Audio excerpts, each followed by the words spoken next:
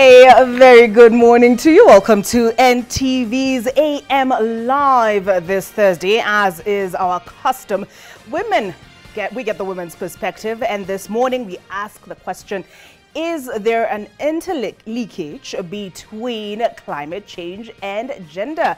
Guess what? My panelists this morning say yes, climate change and gender are linked. But before we get into that conversation, Prime Cabinet Secretary Musalia Mudavadi is moving to flex his political muscle by rallying members of parliament from Western Kenya behind him. The move comes just days after Deputy President Rigathi Gachagua embarked on a similar exercise, hoping to topple former President Uhuru Kenyatta as the Mount Kenya kingpin. Musalia calling for a unity of purpose and for the first time in a long time bringing all Western members of parliament together in spite of their political inclinations. NTV's senior political affairs reporter Kennedy Mureithi delves into this meeting and the silent war between Rigathi and Mudavadi. And because I did not introduce myself at the start, let me do so now. My name is Olive Burrows and I'll be your captain for the next 2 hours. For the first time in a while, Prime Cabinet Secretary Musalia Mudavadi has managed to bring together all elected Western Kenya MPs in a meeting dubbed Seeking Unity of Purpose. One of them that is important. The politicians met in Nairobi to, among other things, review the status of their relations and forge a better working relationship. Two key issues led to their coming together: the loss of a Parliamentary Service Commission post through Sirisia MP John Waluke and the failure of former Shinyalu MP Justus Kizito to clinch the East Africa Legislative Assembly nomination. Mudavadi says the region has no other option other than to unite. Sisi tumeshirikiana na muungano wetu wa kisiasa, lakini tukifika mwisho, tukifika sasa wakati wa kukawana ile keki ambayo tumeleta kwa meza, watu wanakawana keki alafu wanatuacha hapo tunabaki na njaa. Kwa hivyo sisi pia tunataka kuuliza wapi yetu. So my first request to you is that within your respective areas, if you can establish your own due diligence teams, so that at some stage when we meet, we can compare what you have seen on the ground and what is on our records. Consequently, Mudavadi says he is taking a bipartisan approach that will not consider political affiliations. Let us put all that behind us. Let us see what we can do for people together, because your constituents are Kenyans and they are our people.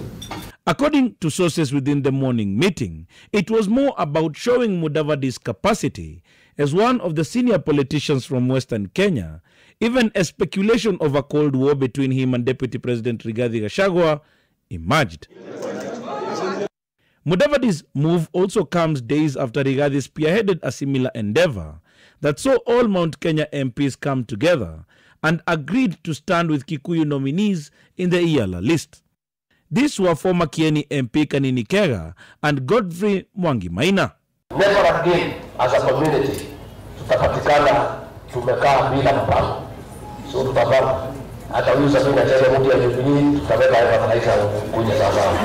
Unajua huyu Sabina Chege wakuja nyumbani kama wakaje. Wakuja nyumbani. Hata kadiri tumemleta jana tunaweka kidogo walikuwa wamepotea, tutajaribu kurudisha wapanga mpaka ingie la. Mudavadi and Rigathi seem to be on a mission to consolidate their political bases at a time they are also settling into their respective offices. Rigathi, for starters, has given himself a deadline to convert those in opposition into his loyal troops. Na hapa katika Mulima tunataka ikifika December hii, 31st of December, tumalizane na hii maneno ya azimio yote, hiyo 13% yote tulete kwa President William Ruto, tusonge mbele so that we can support him to succeed.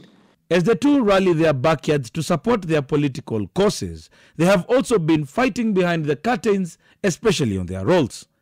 Sources within the political circles have intimated to NTV that the two have not been cordial, roping in the president.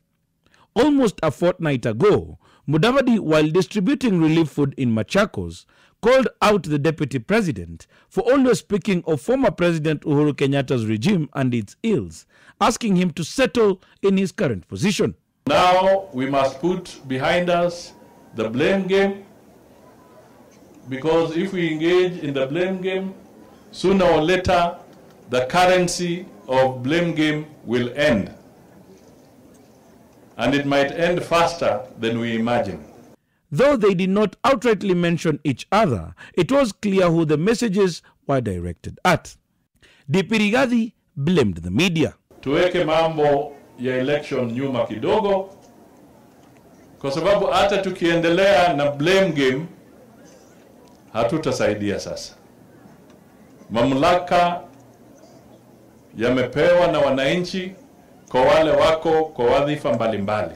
Mnataka niendelee ama niwache? Si lazima tuseme ukweli. Tumekuta store hakuna kitu. Hata panya wametoroka. Hakuna kitu ya kukula. Sasa tukisema hiyo wanasema bwana nyinyi endeleeni kufanya kazi, msituambie vile mmekuta. Lazima tuseme. The two have, however, been called to order as they try to patch up the matter. On Tuesday, the two met at Harambee Annex in what they described as consultations on matters state. They both posted the same images on their social media pages. Kennedy Muredi, NTV. The building blocks of impunity have become more apparent in the collapsed buildings which have claimed human lives in the past couple of weeks. So far, arrests have been made, but just who are some of the faces behind the structures which have caved under the rot of non-compliance and disregard for the law? Ginaki Ruri reveals more about these individuals and also reports on the effects left behind on the families who have lost their loved ones to these some may argue, avoidable tragedies. Little would be known about Joel Kamau Kibe if it wasn't for two monumental events that have taken place in a span of 5 years. The first being on February 2nd, 2017, when Gogi was accused of killing a security guard and injuring another after he crashed his car into a barrier. This amateur footage at a security check barrier in Gigiri shows a sluggish Ngogi defending himself beside the car he was driving, a Range Rover, registration number KBQ 959J. Later in court, Ngogi claimed that the barrier had been illegally erected there and that he had tried evading it after it had been lifted but coincidentally dropped. Ngogi denied the charges of causing death by dangerous driving and driving while under the influence before Milimani Principal Magistrate Benson Ziako and was released on a bond of 300,000 shillings or a cash bail of 100,000 shillings. The second incident came last week when this building in Kasarani collapsed and killed 3 people, including a woman who was selling vegetables just beside it. The owner of the building, Joel Ngogi, according to police and Nairobi Governor Johnson Sakaja, who now say they are on a manhunt for him. Now the contractor has been apprehended. He's going to be taken to court today. The owner is still being traced. We suspect the owner is out of the country, but they will be found. And the law must be followed. We are saying that they need to be charged with manslaughter or murder, because that is just impunity. If more than 6 times you're told to stop, you're told, this building has not gone through our approval system because the county government is what approves buildings, and you go on, it's a culture that needs to be nipped in the bud. It remains unknown how Ngogi, who is the former director of Cooper Motor Corporation, may have managed to escape the country despite being in the middle of a plethora of court cases. The only part that we can play as a county to make sure that there's justice is to present a strong case, to make sure that all the evidence is there, to make sure that we do our part with the prosecutor. But beyond that, it's really the judiciary. And the judiciary is independent.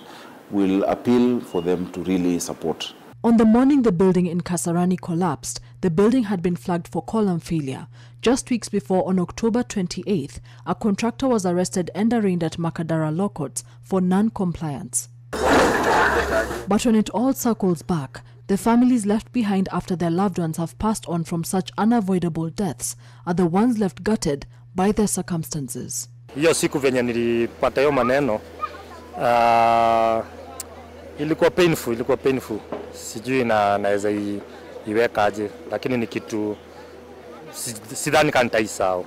Patrick Karomo, who is the son of the elderly couple who perished after the 6-story building in Raka came crashing down on their home, which sits nearby, puts on a strong front. Just next to where his parents' home was, an excavator now sifts through the remains of the building which collapsed. Babangu alikuwa amejaribu kufuatilia hii maneno.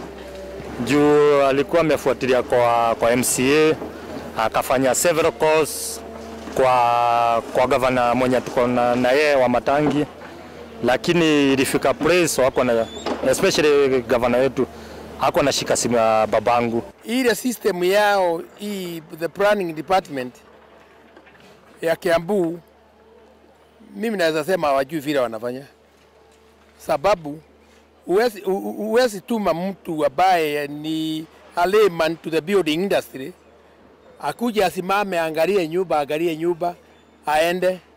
Karomo's uncle says that they tried to warn the authorities several times that the building was substandard and riddled with problems.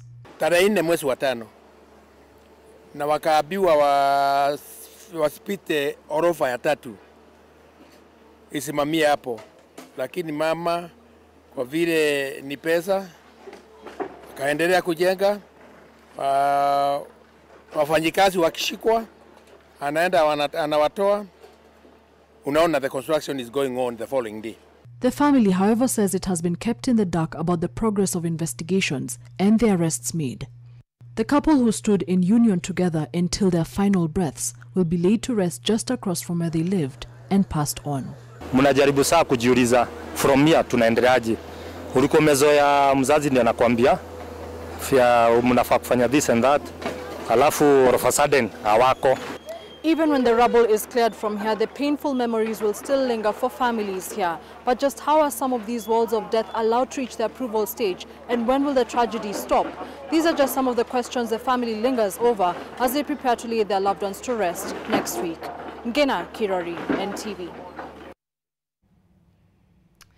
Members of the National Assembly are carving out a legislative route to amend the Constitution to entrench certain specialized funds, top among them being the NG-CDF funds, with speculation that the amendments may also include President William Ruto's Hustlers Fund. Lois Wangwe has more. Matungulu MP Stephen Mule and his Gishogo counterpart Robert Gishomo are the sponsors of the bill, which aims at shielding the NG-CDF funds from legal disruptions. Now, the MPs are seeking to fully enshrine the NG-CDF in the Constitution while introducing a Senate Oversight Fund. The MPs want to put legislation for the funds whose objective will be to empower women, men, youth, and persons living with disabilities. And we need also the legal minds of this House to help us to move forward in terms of the interpretation of the ruling of the Supreme Court, so that we can be able to get our funds as early as possible. Through this parliamentary initiative, the MPs have introduced the Constitutional Amendment Bill 2022 as the packaging material for the entrenchment of the funds in the Constitution, this to ensure that their role in promoting national development projects is safeguarded by the Constitution. Mr. Speaker, we want to warn the mandarins in Treasury. They need to get their legal interpretation of the Supreme Court. We as lawyers in this House, who will number about 30, Mr. Speaker, will be appearing in Parliament, in the courts on the 1st and the 2nd to defend the rights of Kenyans. The proposed Constitutional Amendment Bill 2022 also seeks to increase the NG-CDF kitty to 5% of the country's national revenue, away from the current 2.5%. In the current financial year, Treasury allocated the NG-CDF funds 44.3 billion shillings, but if the MPs approve the bill, this figure could increase to about 88 billion shillings. For how long shall we lament about CDF? For how long? For how long is the question? Now, the Constitutional Amendment Bill of 2022 requires a two-thirds support of the National Assembly members. This amendment push coming after a ruling by the Supreme Court declaring CDF unlawful. Louis Fongoi, NTV, Eldoret. 15, the Select Committee on NGC. All right, let's take a look at education matters now. And I can see here that a new study by Regional Educational Learning Initiative shows that more than half of adolescents in Kenya cannot read at a grade 4 text, adding to the worrying literacy rate in the country. The report surveyed a total of 17,276 adolescents in Kenya from over 14,000 households aged between 13 and 17 years of age. Rukia Bule was testing my literacy with that report. The competency-based curriculum strongly advocates for the development of competency skills. However, a new research carried out by Regional Educational Learning Initiative, RELI, shows that only 43% of adolescents can read grade 4 text. RELI assessed a total of 17,276 adolescents from 14,197 households aged between 13 and 17 from 798 areas. The study focused on 4 key areas: problem solving, self-awareness, respect, and collaboration. On average, we are able to establish that only about 10% of our adolescents are at the highest level. And the highest level mainly where they have to think in different ways to look for many solutions to a single problem and then pick the problem, or where they have to think about different ways of approaching a situation that is affecting you. According to the report, 15% of the adolescents, 17 who were male and 13 who were female, were completely unable to read an English text. It is a call for policymakers, for educators, for teachers, for parents and communities to think how we can help our learners to get these core competencies of what we are calling life skills and values. In the 21st century, a world driven by technology and digital, the study found that only half of the adolescents could use the internet with ease. Adolescents who were competent in digital literacy tended to demonstrate higher self-awareness proficiency compared with their counterparts. 5% of the adolescents were proficient in problem-solving skills, while only 6% of the adolescents expressed high respect for others. The study revealed the fluent readers had a higher proficiency level in terms of respect compared to non-fluent readers. When you look at aspects of like respect, the highest level is where you'll go on the street, you find somebody you know is being mugged, and you don't just take a video or just watch. You see yourself as part of it because that person is being denied respect by another person. And you see yourself as a third party who has a role to play in mediating the situation. The research highlighted that 1 in 10 of the adolescents were proficient in collaboration. Boys were better collaborators than girls. Where it is respect. Mogi notes that currently the job market requires learners who possess competency-based skills. Hence, the government needs to support schools in creating environment needed to develop life skills and nurture values. Rukia Bule, NTV. Kenya has signed a bilateral trade partnership with South Korea that will see the two countries engage in the trade of tea, coffee and tobacco. President William Ruto is in South Korea on a 3-day tour where he met with President Yoon Suk Yeol. President Ruto's visit to the East Asian nation seemingly affirming the controversial appointment of Mwende Mwinzi, Kenya's ambassador to South Korea. And Bridget Singana has that report.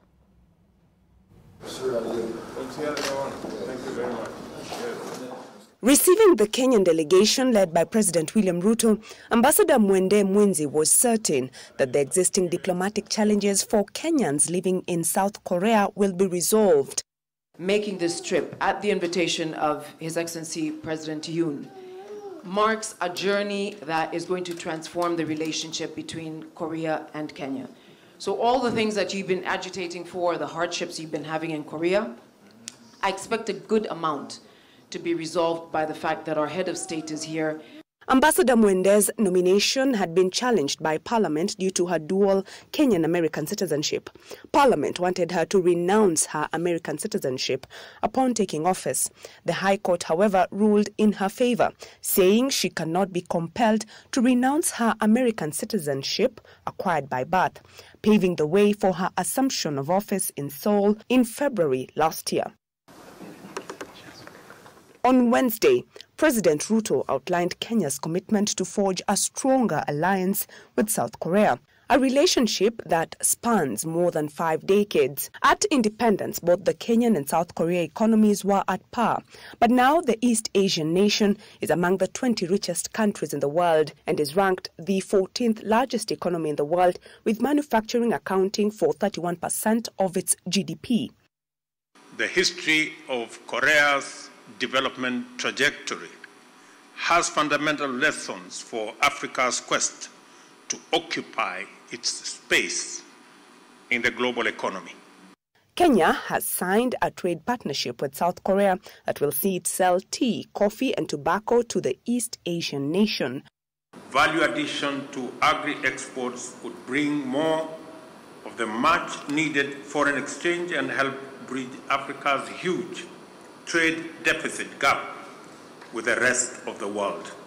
Kenya is also seeking more partnerships in the area of technology exchange, national security, agriculture and infrastructure, and will also be taking part in the Korea-Africa Summit slated for 2024.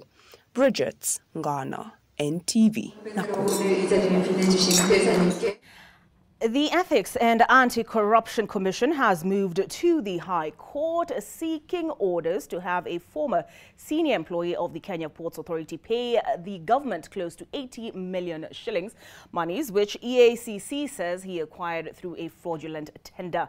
In its submissions to the High Court, EACC claims that Anthony Muhanji acquired 78,161,858 shillings from the authority when his company Muitech Investments was awarded a tender to undertake evacuation and concrete works at KPA. Now, EACC wants the High Court to ensure the monies are returned to the public by declaring them proceeds of a crime.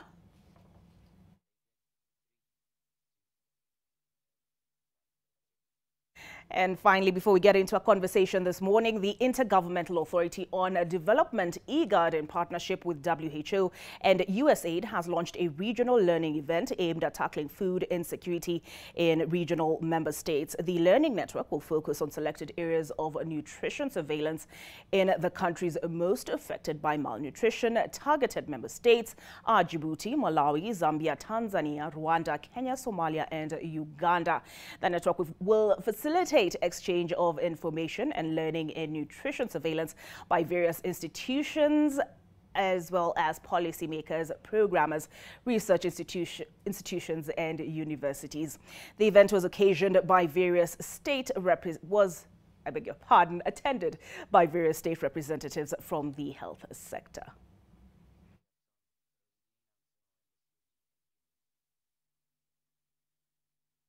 It is unfortunate to report that 20% of our maternal mortality is directly or indirectly associated with malnutrition amongst women of reproductive age. Very unfortunate, but these are the figures that we have to live with. Particularly, the effort of all the IGAD programs and interventions in the respective divisions and directorates are also, but also our specialized institutions are linked to the work that we are doing. Timely and credible nutrition data on coverage, quality, scale, and nutrition outcomes are paramount for decision makers to understand the malnutrition burden and track progress towards key milestones, as well as leads to stronger nutrition policies, advocacy, and action planning. So I do believe that creating a platform that brings researchers and colleagues who are in routine data collection onto the same table will provide us an opportunity to understand what gaps we have, what strengths we have, and how to leverage on all this. And we promise to collaborate and cooperate with our organizers in making these efforts achieve the desirable goal or objective. I take note that IGAD member states are signatory to several nutrition-related global agreements and mechanisms, including the Scaling Up Nutrition Movement, the World Health Assembly 2025 nutrition targets, the Sustainable Development Goals, the United Nations International Decade of Food and Nutrition, and the ICN 2 Declaration and Plan of Action. The Council of Governors has added its voice to the list of those concerned about the importation of GMO maize in the country. Bungoma Governor Kenneth Lusaka, who is also the chair of the Agricultural Committee at the Council of Governors, now wants the government to stop the importation until a proper framework on how to approach the issue is found. And even as that happens, lawyer Paul Mwangi has filed a petition challenging the lifting of the ban on GMOs. I almost said GMOs. Sydney Chazima with that report. The Council of Governors is now calling on the Ministry of Trade to reconsider its plans to allow the importation of GMO maize. Bungoma Governor Kenneth Lusaka, who also doubles up as the chair of the Council's Committee for Agriculture, maintains that the importation will be detrimental to the fortunes of local farmers. We note with concern the unfortunate decision and proposal by the Ministry of Trade and Industrialization to import and avail to Kenyan market GMO maize. This puts our Kenyan farmers at a disadvantaged position, as they will not be able to sell their maize at a price commensurate to their production cost. As a government, we need to give opportunities to our citizens, our farmers who have actually invested a lot in the maize plantation, so that they can sell that maize to the government. Lusaka is now proposing consultative talks with relevant ministries to iron out the issue. Tumependekeza kama Council of Governors kwamba tuwe na mkutano wa technical team baina ya Wizara ya Kilimo, Wizara ya Biashara na Council of Governors, tuweze kujadiliana pamoja, tuwe na suluhu ya kuweza kutatua shida ambayo imekuwa. I know this may offend some people, both from a GMO and from importation, but I will do this, and we will do this as government. Even if it's not, we lose some votes here and there, but at least we'll see the kingdom of heaven. But even as Trade Cabinet Secretary Moses Kuria takes the heat, with MPs still vouching for impeachment proceedings against him. Na kama ataendelea hivyo, sisi tutaambia rais amuondoe. Kama hatamuondoa, sisi tutaleta muswata hapa na tumwimpeach. The issue of GMO is not about the minister, it's about the Kenyans. Kenyans will be consulted, the stakeholders should be consulted. Kenya should not be like guinea pigs. His agriculture counterpart Mithika Linturi's silence over the matter has been deafening. Since the GMO debate kicked off, he has elected to steer clear of the matter. It appears Marakwet West MP Timothy Kipchumba's proposal of seeking legal redress, if all demands fail, then we also have the way of going to court to get an order of injunction, has been acted upon by lawyer Paul Mwangi, who has filed a petition challenging the lifting of the GMO ban. The hearing is set to commence on 15th of December. The GMO maize debate continues to acquire new life. The bumper harvest being witnessed across maize-growing regions adds a new twist to the tale, with pressure bearing down on the government to give credence to local solutions to food security other than importing maize. Sydney Chazima, NTV. All right, and it's about that time in the hour when we get into our conversation. And the question we're asking this morning, as you can probably, I'm not sure you can quite see it clearly. Oh, there it is. What does gender have to do with climate change? How gender inequality and climate change are linked. As you know, Thursday is a customary day for hosting a purely all-female panel, so it is an appropriate topic for us. We are joined by Jennifer Kibon. She is a woman leader from Baringo, and I wanted to get the spelling right, Tangulbe in Baringo, Asante Kuja. And then we also have Vicky Betty Chepkorir, who is sitting next to her. Is it a bluish purple. I can't quite tell in this light, but I love it. Karibu sana. Thank you. Welcome to the program. And sitting next to her is Ellie Joy. And Ellie Joy has 2 surnames, Kithure Masila. A middle name, surname. And she is, as you can see on your screen, gender equality and social inclusion specialist. And we also have a guest joining us all the way from the coast. And her name is Jacqueline Makoha. Now, she wears many hats, but she is especially appropriate. One of them is directly linked to the subject matter this morning. And Jacqueline, please allow me to read it out because it is quite lengthy. And so here it is. She is not only the Director Gender, State Department for Gender and Affirmative Action, and she is also Kenya's UNFCCC Gender and Climate Change Focal Point. So Jacqueline, thank you for taking the time to join us from the coast. Jennifer, nitaanza na wewe. Ulikuwa Egypt. Hii mambo ya COP 27. Kulikuwaje kule? Kwa kusema kweli, kwa majina ni hiyo Jennifer Kibon, na nilienda huko Egypt. Na nilifurahia vile hiyo nchi iko. Kwa sababu ni nchi ambaye naona ni kwa mambo ya climate change au ni sijui kama iliumbwa hivyo. Mahali hakuna mti, hakuna chochote kama kupanda kama shamba. Na nilishangaa watu wanategemea tu kazi yao ambayo hata sikuona wanafanya nini, labda ni kazi ya mikono. Okay, nini ilikupeleka kule? Kwa kusema kweli, mimi kama mama ya Crown, mama ya huko chini, ninashukuru ActionAid. Kikundi cha ActionAid aliniona kama mama ambaye hakuna vile ningefika hata huko kama sio hawa. Kwa kuona kwamba kumbe anaweza tumiwa hata tool kama mimi mwenye yuko huko chini inaweza keti na wengine ambayo wako juu. Okay. Sasa nilifurahia. Okay. So ulienda huko kuongelea mambo ya climate change. Nilienda kuongelea mambo ya climate, vile wamama wameadhirika. Wamama wa chini kama mimi, wale wanategemea mboga, wanategemea kuishi kwa ile kazi, kwa ile shilingi 1 au 100 kwa siku. Sasa hawa nikawa kama sauti yao ambaye hawangeweza kwenda huko wote. Mimi kama mama nikaenda huko nikiwakilisha hawa ambayo katika huko chini mashinani tulifundishwa sana kwa nashukuru shirika la ActionAid kwa sababu alitushika kwa mambo ya climate change kwamba tusilalie tu neno kasi moja. Tuseme mbeleni tulikuwa tunategemea mifuko, kazi zingine ambayo akipita na climate change tunaanza kubaki tu vile na tunaanza kulia njaa. Lakini sasa alituambia climate change imetoka na nini sasa mnaweza fanya ili muishi badala vile mungeweza kuishi.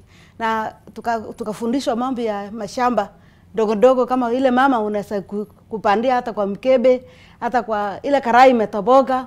Ile maji unatumia kuosha vyombo, hiyo ipate kukusaidia upate mboga kwa karibu. Na yule hawezi kwa sababu ya shida ya maji, tunaweza pia kupuka hata kuku. Sio lazima tutegemee mbuzi peke yetu. Na hii mayai pia apate kukusaidia wakati ambayo huwezi kupata pesa, unaweza uza mayai, unaweza uza kuku. Hiyo ndio kazi rahisi kwa mama kupata.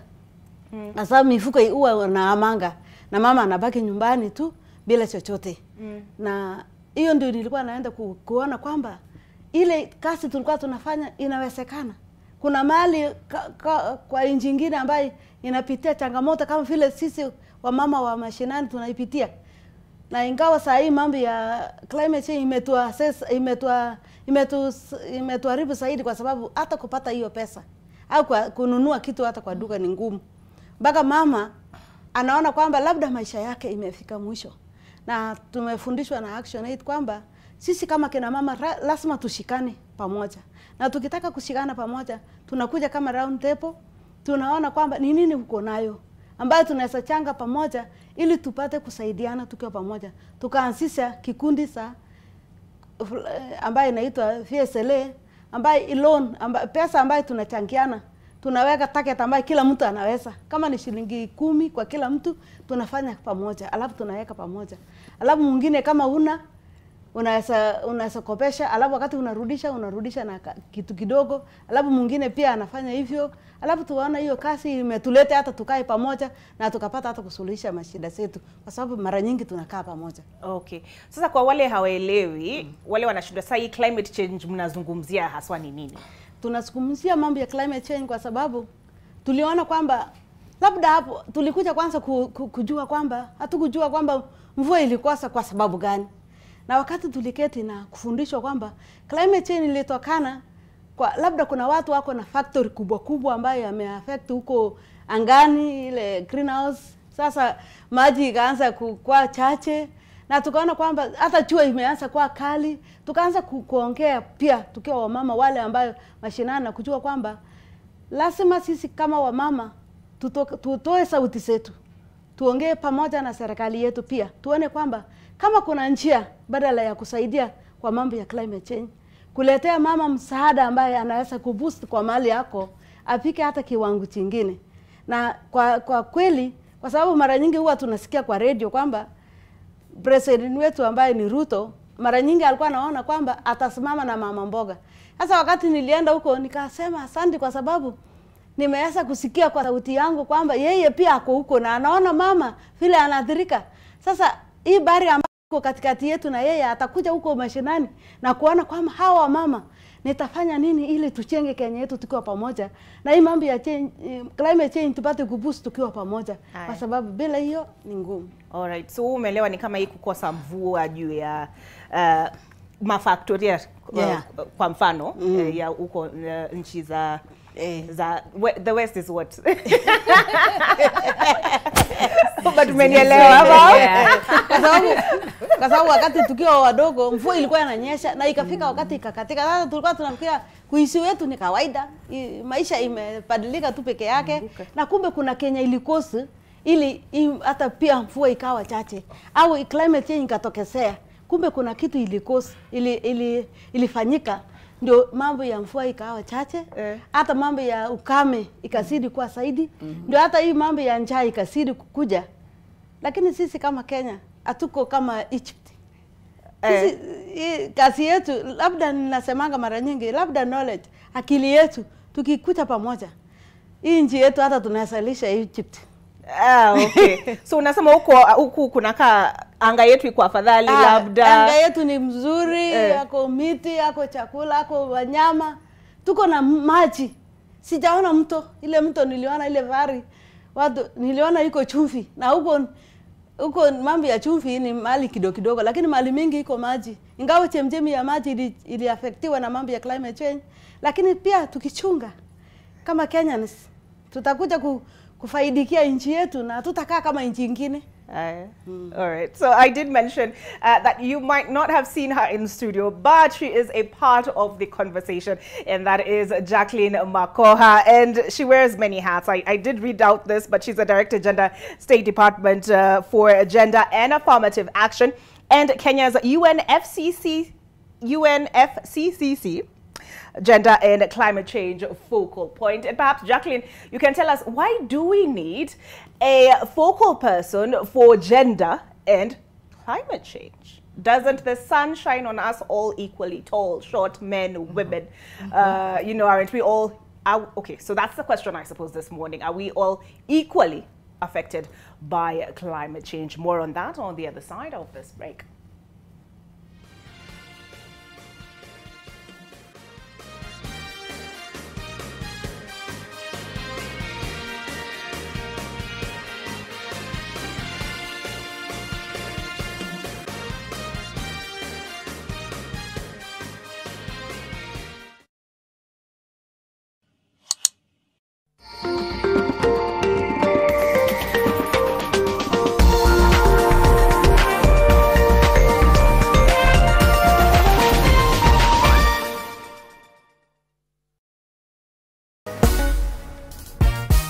The male hormone, even women have the male hormone in them, but it goes lower. So you are saying that women are men chini ya maji. As in, what you're saying is dem akikula poa anaweza mea ndevu. No, not really. Akikula, as in, kuna vile msichana akikula anamea ndevu. Wacha niwaambie kitu moja. Mchele ni glucose ya kulambo bwana. Hii mara moja utasikia njaa.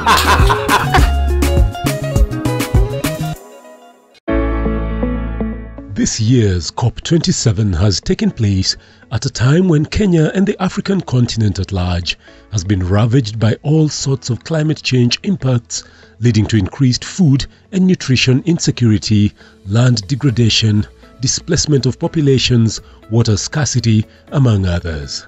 What really has been the conversation at the COP27 conference?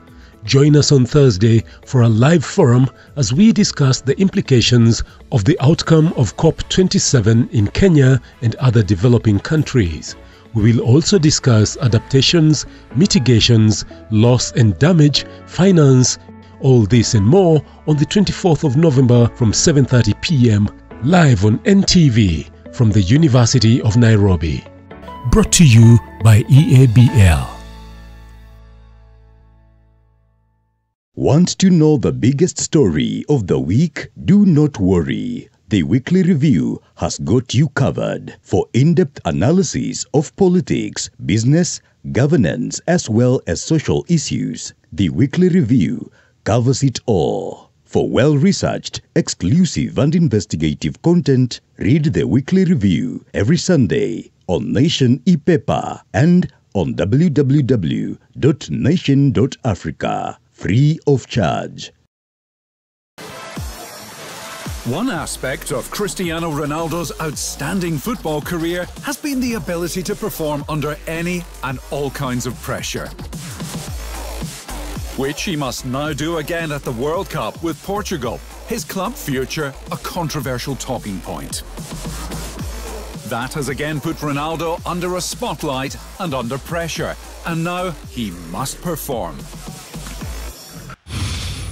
Centum Real Estate has completed and handed over 500 plus homes within the popular and rapidly expanding prime neighborhood of Ipingo. Our estates offer a unique, secure environment and a wide range of outdoor facilities. Who is a man and what defines a man? Strong and sacrificing. Passionate and purposeful. Industrious and independent. A leader and a lover. Ambitious and adventurous. Provider and protector. But wait, what of the weak and wounded? And what beats down and bothers the brothers? What are the real feelings of the fellas? Well, whatever season you're in, we welcome you to The Man Cave. What beats a Saturday afternoon with the boys, sharing experiences, networking, socializing, digging into good food, grooving to great music by DJ Jom Falme and Hype God, and learning from inspirational presentations by an eminent panel of men? From wealth to health, retirement, authentic relationships, coping with midlife crisis, or just re-examining your role as a man, come to this gathering of men, The Man Cave. Saturday, 26th November, 1 p.m. to 7 p.m. at the Summer House, Karen. Grab your tickets at 2,500 shillings from Kenya Buzz. The Man Cave. Be there.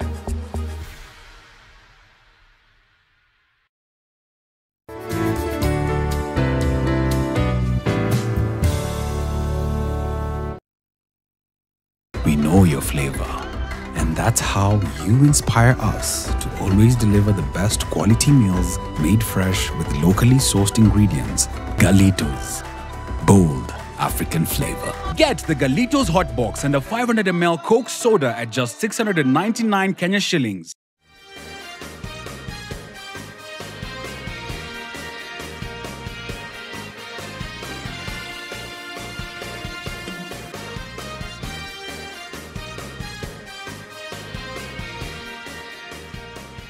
You know those people who hang out at the newspaper stand just to steal a glance at the headlines? Well, they're telling me I was remiss in not allowing them a glance this morning. Kenya stares at athletes ban. This is on the front page of the Daily Nation. The government last night declared almost said Chemo this morning as well. Zero tolerance to doping, with top sport officials racing against time to wriggle the country out of a looming ban against its athletes in international competitions over the rising cases of doping. That is a front page story on the Daily Nation, on the Business Daily.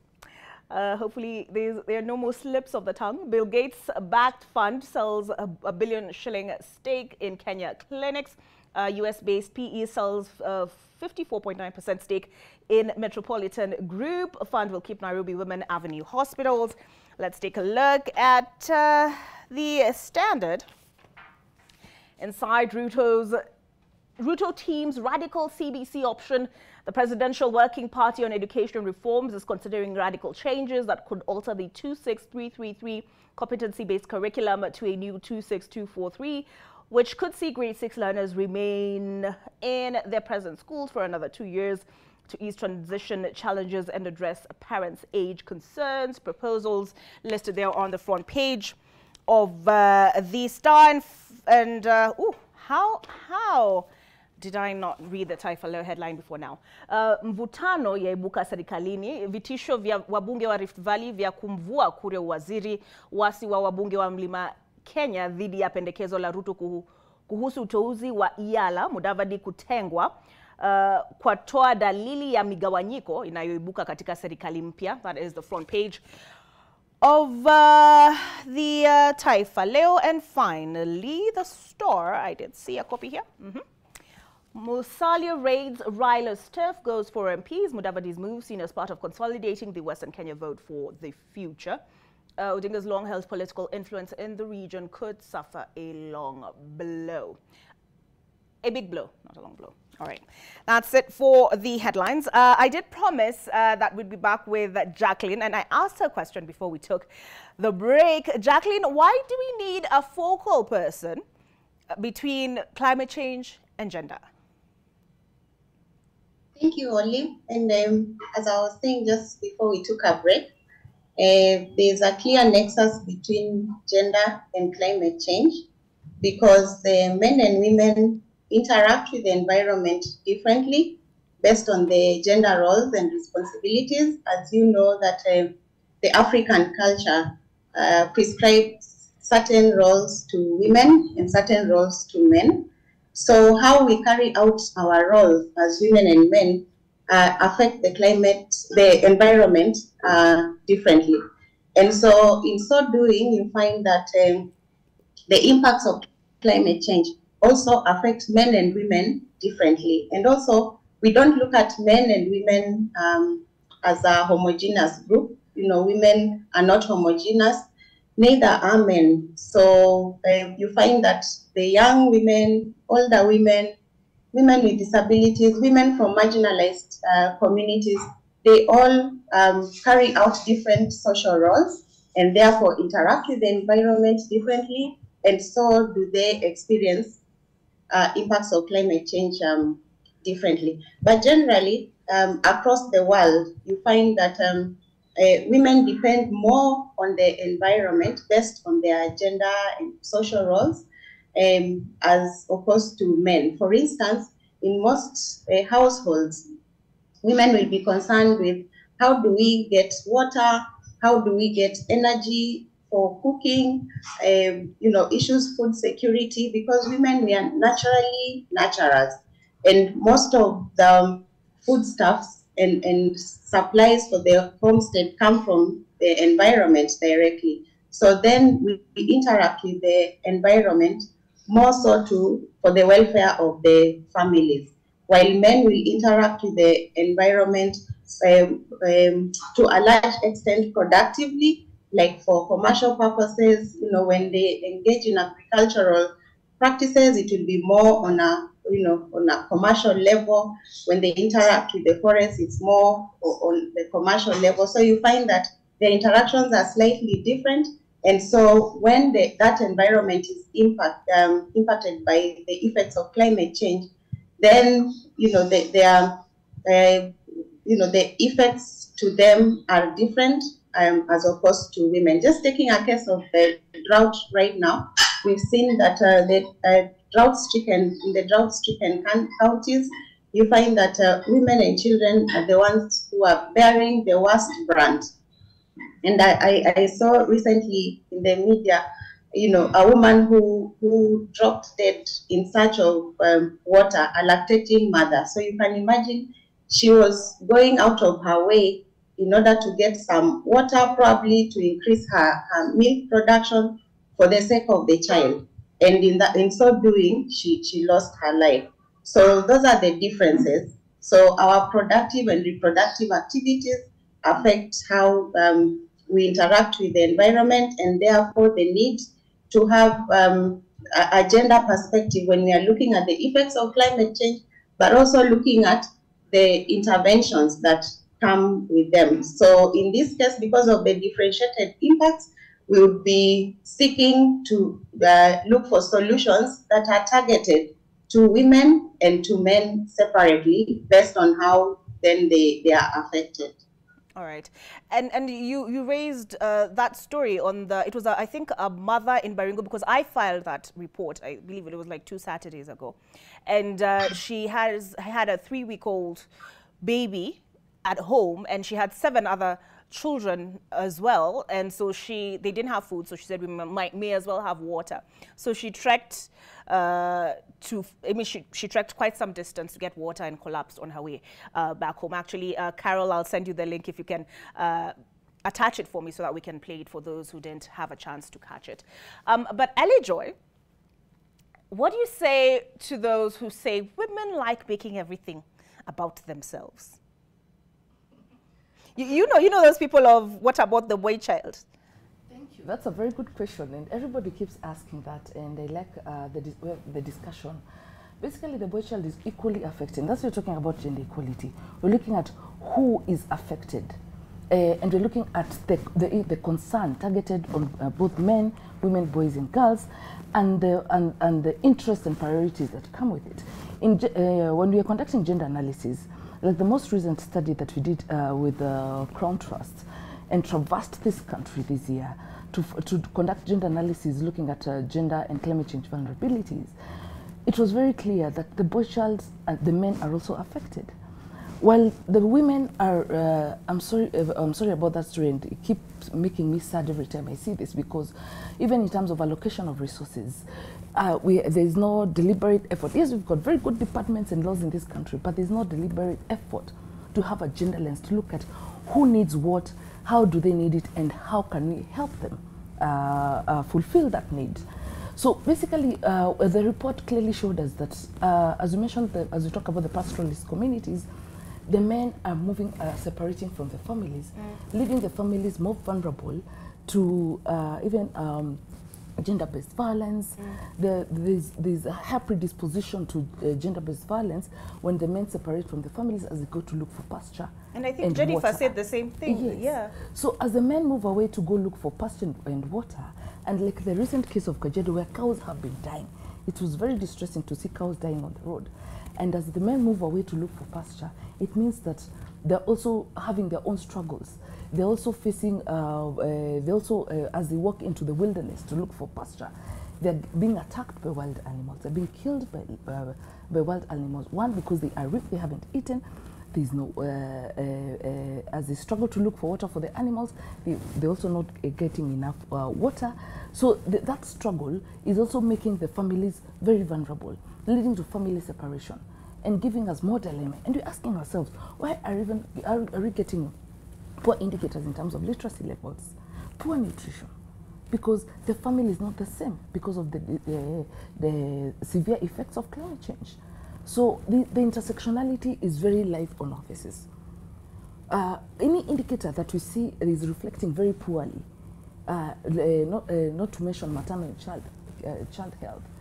All those indicators, as they go down, as we retrogress because of the effects of climate change and the gains that we have had in this country previously on gender equality, we ask ourselves, where is the intersectionality? Are the children able to study well at home, even at school when they're hungry? No. Children are leaving schools because, like today's newspaper in the nation, Turkana, children are not attending school because there's no food. There's no school feeding programs anywhere. There's no food. There's no food at home. There's no food at school. So how will these children concentrate? And you know, the burden of care is on the women. Studies have shown that the burden of care is on women, because just like Jackie has rightfully mentioned, that the gender responsibility, the gender roles that the society has assigned to women is that of caring and nurturing. So basically, when a child and a mother and child don't have enough food and water to take care of basic household needs, then it becomes a problem, a critical challenge, not only for the household, but also for the community and the economy. So we start losing the gains that we've had progressively over the years. All right.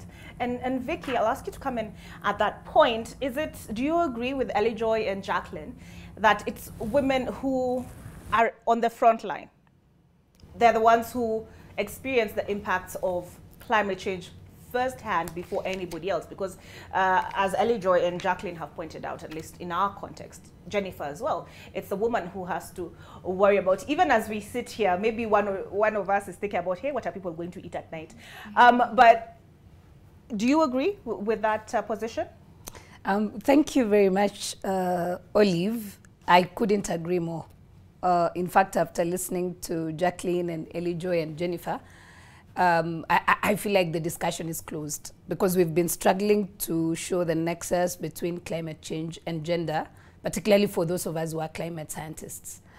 And I'm really impressed at the different interpretations that we have of climate change, particularly of Jennifer, who is a rural woman. Jacqueline has stated, the effects of climate change and even the contribution to mitigate climate change is disproportionate for men and women. Mm-hmm. Maybe just to start from the front of impact and effect, you know, the thing is that climate change affects the world's poor more than the rich. Mm-hmm. And when you look at the statistics, women comprise a bigger proportion of the world's poor. Women also, because of their gender roles, are much more natural resource dependent in our households. Because if you look at the gender roles, I think like Jacqueline rightfully put, if it's the issue about providing food, your vegetables, where will it come from? It is purely a natural resource environment-based provision.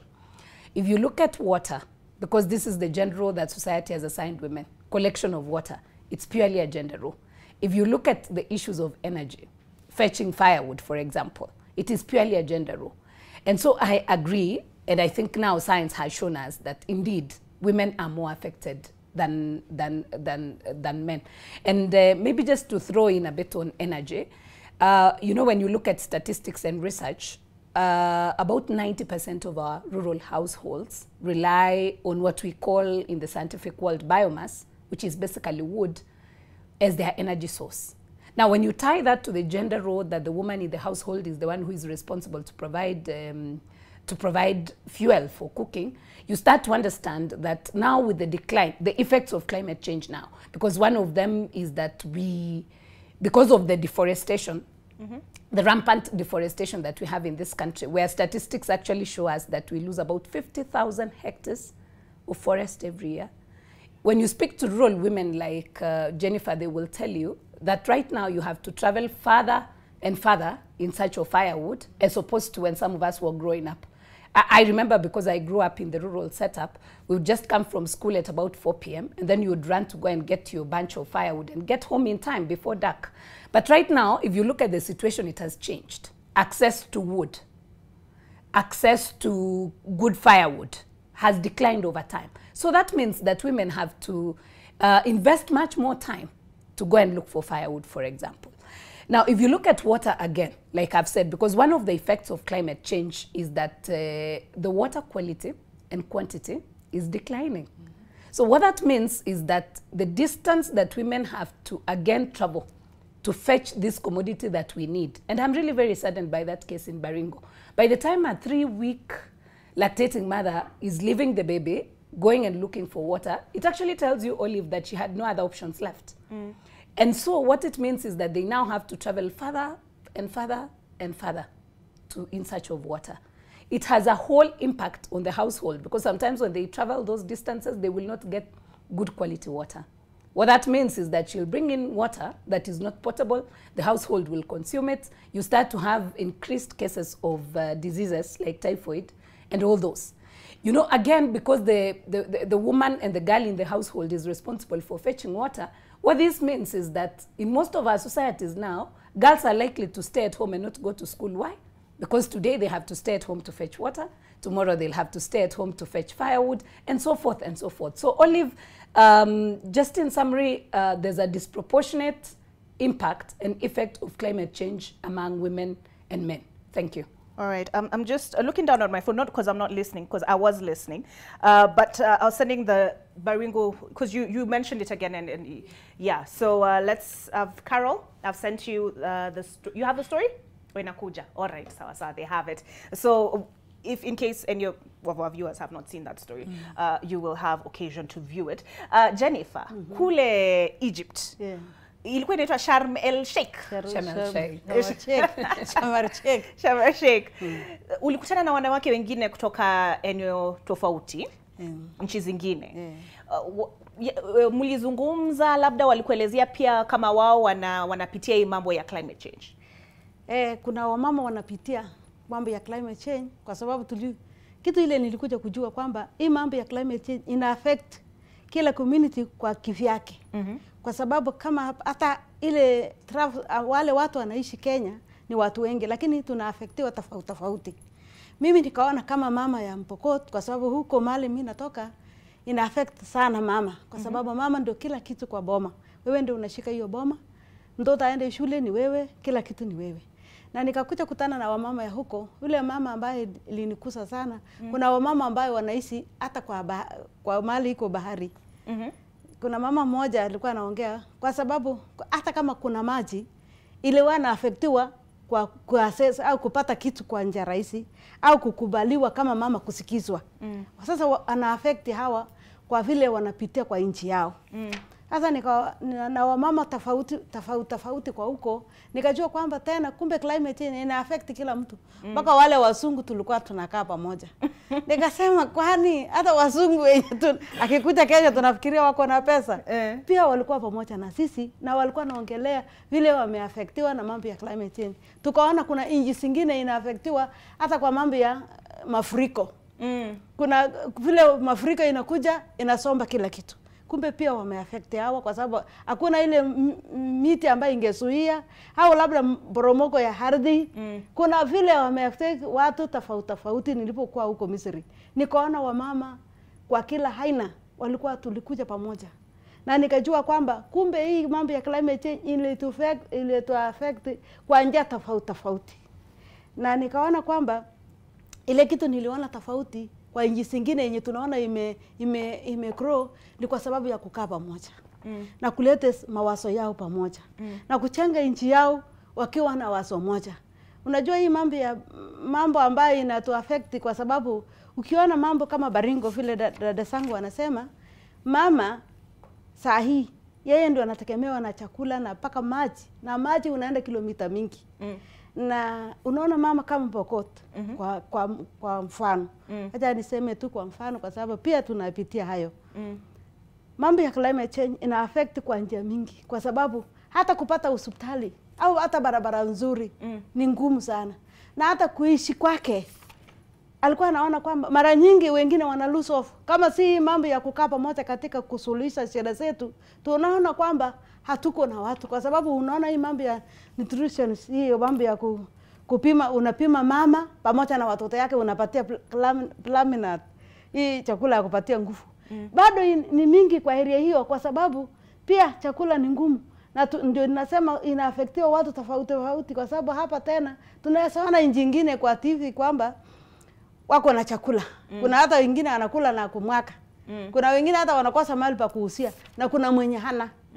Na tunaona hiyo changamoto yote iko kwa mama. Alafu tena kwa huko ile shida iko, unaona area za Pokot ni ngumu mtoto kwenda shule kwa sababu ya chakula. Mtoto ukituma shule hata anaweza kudanganya ameenda, kumbe ameenda kaa hapa nyuma kwa sababu hakuna chakula kwa nyumbani na hakuna kwa shule. Sasa unaona mtoto hakuna chakula, hawezi kubali kwenda shule kila siku. Alafu unaona mtoto msichana kwa upande wetu, mara nyingi anaporudi nyumbani, mara nyingi mama akiwa ajiwezi au mama akiwa amejipungua, hawa ana hata nguvu ya kwenda kazi au anaenda kandarasi kutafuta chakula, ule msichana anabaki kama mama yake kuchunga wale wadogo na kwenda kuleta maji na kwenda kuleta chakula hata nyumbani pia. Sasa unaona inata affect kwa njia tofauti. Paka unaona hata njia mingi imekuwa ngumu. Unaona kama siku ile nilienda huko Misri, wakati nilirudi nyumbani kila mtu alikuwa anatamani nitasema nini kuhusu mali nilienda, na ingawa niliambia sisi tunaweza kama Kenyans. Sisi tukishikana kama kuleta sauti zetu pamoja na serikali yetu na viongozi wetu. Tutaweza maliza hii jambo kwa njia rahisi. Tukichenga nchi yetu bila hii mambo ya corruption. Corruption ndio imetuua zaidi kwa sababu unaweza fanya kitu kulingana na uwezo wako.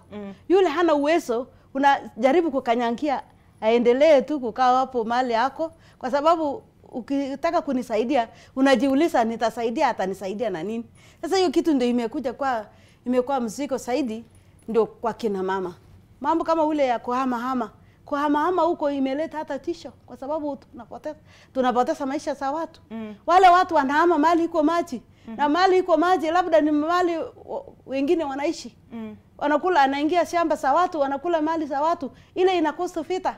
Vita ile inaua ile vita tena inaleta shida kwa sababu umepoteza mtoto wako, umepoteza mzee wako. Mama anabaki mchane. Ile mali imeenda yote. Wewe unabaki nyumbani bila chochote. Hii nashukuru tu Action Aid kwa sababu alikuja kutuambia nyinyi kama kina mama mnafaa kuongelea mambo ya security vile mnaweza ishi na kuongea na watoto wenu.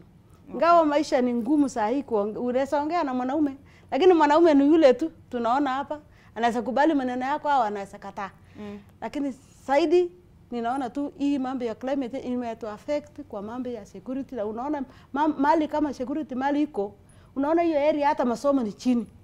Sasa wale watu wanatumia tu ile knowledge yao ya zamani. Wanaona tu tunaishi, bora tunaishi. Na waoni maisha yao wako na maana kuishi pia. Wanaona tu kwa sababu climate imekuja, njaa imekuja, hata ni sawa. Na wanaume saa hii wamehama na ng'ombe na mbuzi, mama anabaki nyumbani. Maji hakuna, mama ule na wacha watoto. Mtoto anashikwa na malaria na hata malaria pia anaweza peleka. Kwa sababu mara nyingi kuna changamoto chini mingi ambayo ningeongea kwa hapa.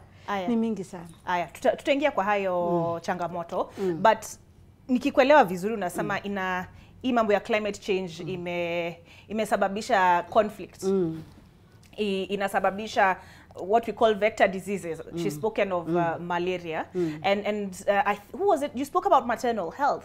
Ellie Joy. So it sounds to me, listening to you ladies this morning, that it has a compounding effect, this climate change. In fact, there's a phrase I need to check again, because when I was reading up on this, it was catastrophe water. I'll look at my notes. But when I was reading up on the subject, I got the same sense. And we've been talking about this mother in Baringo, this lactating mother. So here now, the report is in. You can take a look.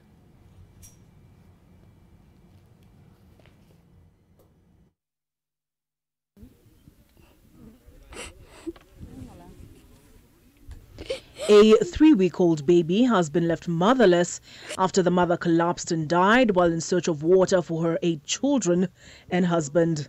Akiwa kwa shughuli ya kutafuta, mama naye akaona hakuna maji na watoto wako hapa na hata hakuna kitu ya kukula. Akaona ni heri awe na maji ndio atapatianga watoto. Mama sasa akajikokota akaenda mtoni. According to locals, Emily Sote Chabon collapsed after trekking several kilometers from her home in Garatuko village, Baringo North, to draw water from a borehole. Sasa nduru ikaanza hapo. Jaribu kushika mwili yake, tukaona kwamba hata matiti yake hakuna maziwa. Akai kama mama mwenye amejifungua ni flat, ana maziwa kwa matiti. Lack of adequate food and water is believed to have been a factor in her death. Wakati tulikuwa tukipatia maji, yani tuone kama pengine atarudi, maisha yake atarudi, ilikuwa ni kama wakati unachota maji kwa chak, unaweka kwa jerrycan, tukimwagia kwa mdomo inaenda mbio. Her last meal believed to have been porridge eaten the day before her death. Kwa sababu ako na watoto wadogo, akipika uji si anapatia hiyo watoto yake, alafu ile kidogo inabaki ndio alikunywa. Ndio tukaona hiyo kumbe ni njaa. Njaa ndio ilimaliza huyo mama. Sasa kila asubuhi mama anashinda na uji. Sasa kwa labda kwa hiyo ubungufu ndio ikafanya. Hapo tu. Kwa hivyo niko na hao watoto. Her husband, Henry Chesut, has now been left to fend for their brood alone and has appealed for assistance. Insecurity in the area having compounded the drought situation. 2017 Pokot walichukua mali yangu yote kwa huko chini, nikahamia hapo katikati. Baada ya hapo tena hiyo Ketereselas wakakujia tena, tukahama tena mpaka hii ni mara ya pili nikihamia hapa. Locals also report that an 8-year-old grandmother died from hunger in her home last Sunday. Huyo gogo alipoteza maisha Jumapili, alafu tukakaa Monday, Tuesday, Wednesday huyu mama kapoteza maisha na still hiyo ni njaa wote. Should medical examinations confirm the two died from complications arising out of starvation, it would indicate that the drought experienced across the country is fast moving towards the emergency stage. Tunaona hivi karibuni hii shida hata itaenda mashule inasafungwa kwa sababu ya njaa. Kwa sababu by around saa 4 hivi watoto kichwa na sio kichwa ni tumbo. According to the Kenya Red Cross, 5.1 million Kenyans are in need of humanitarian assistance. And while the government and humanitarian organizations may have scaled up food distribution and cash transfers, for Emily's children, it is too little, too late. All right, Jacqueline, I'll ask you to come in now because I found that phrase I was looking for, threat multiplier.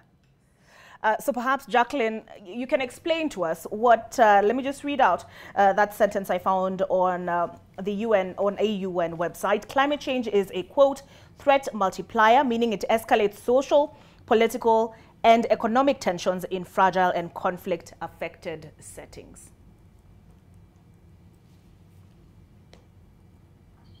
Yes, Olive, and it's really sad. I think that story about that mother dying, you know, it's really sad. And also from Mama from Baringo, you know, when she was talking about the food scarcity and the search for water, and yet, you know, in our same societies, we have people who have plenty.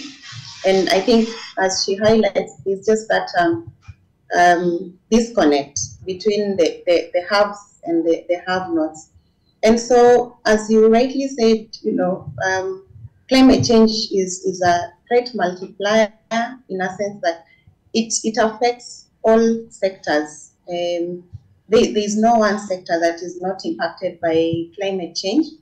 And from the video that has just ended, we're looking at issues, food security, but you also think about, you know, maternal health.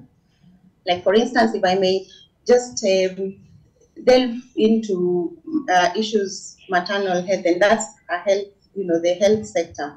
Like during disasters, whether drought or floods, you find that sexual reproductive health services are limited, if at all available. So you find that maternal health is impacted.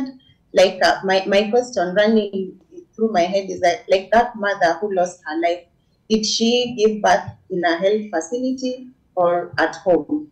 And could there have also been, you know, postnatal complications beyond the hunger, you know, and such questions. So you find that women are impacted more because, like, when they seek health facilities, health services in terms of giving birth, they are limited. In the same area, when you look at now women, girls, issues of reproductive health, menstruation, you can imagine that when you lack the simple basic need of drinking water, how about your health, you know, your physical health in terms of grooming during menstruation? Can you even get water to bathe and clean yourself? So, you know, even the menstrual products like sanitary towels, are they available? And if you have little resources, the priority will be towards food, which is a basic need, as opposed to menstrual products like the sanitary towels. And so you find that in hardships, food and water will be prioritized in place of health, and diseases like malaria, which again are exacerbated by impacts of climate change when mosquitoes thrive more. And even studies by the World Health Organization have pointed to the fact that heating, a lot of heat impacts on patterns of vector-borne diseases like malaria, as I've mentioned, but also excess heat can lead to stillbirths, So again, there, as well as low birth weights, where if the pregnancy is successful. So you can see that climate change really has a multifaceted impact. When you look at the energy sector, we are talking about the biomass, as our climate scientists indicated, and what are even the effects of this biomass on women. Like some types of wood are not even healthy. The fumes that come from some types of woods are not healthy for women, so causing some respiratory diseases and the like. So when you look at that in the agriculture sector, right now we are talking about drought. Of course, productivity has really gone down, and yet women again comprise a majority of the labor workforce in the agriculture sector. So it has affected their livelihoods, the food production in terms of food security, but also in terms of their daily earnings that can then improve on their lives. So you find that also their socioeconomic status goes down, irrespective of the fact that there's already globally statistics showing that generally women are form the majority poor in the world. So if the sector within which they thrive more, which is the agriculture sector, is affected by impacts of climate change, it only escalates the gender inequalities in terms of the socioeconomic status. So only, in a nutshell, I would say, yes, the climate change cuts across all sectors, and statistics from these sectors again point to the fact that women are adversely affected. And just maybe to mention what Elijah had mentioned earlier, we are not saying that boys and men are not affected. Yes, they are affected, but we look at, who is more adversely affected, and therefore when we are proposing interventions, we target those interventions from an informed point of view that this population needs slightly more than this other population. Thank you. All right. And we need to take a break, but when we come back, Ellie Joy and Vicky, Ellie Joy, perhaps you can take this question on the other side of this break. But does it matter? Because Jennifer has talked about, like in her community, they came together, facilitated by Action Aid, to find solutions or other income-generating activities in this time of drought. So does it matter? I mean, does it help matters when women come together and rally around each other around these issues of climate change? And then Vicky, when we're talking about, for a lot of people probably who have the privilege, because it's a privilege to watch this. So for a lot of people who have the privilege to watch this, yes, they're sad about, for instance, the plight of women, in Baringo, but perhaps they also feel removed from the situation. Maybe they live in urban centers. Does this problem extend beyond? Now, I get, we can't use a blanket to say just women in blankets are equally affected by climate change. There are other factors that come into play. But are women also in the urban area? Are they feeling, because again, Ellie Joy, you told us you did a study across the country, are they also feeling the impacts of climate change? Those answers on the other side of this break.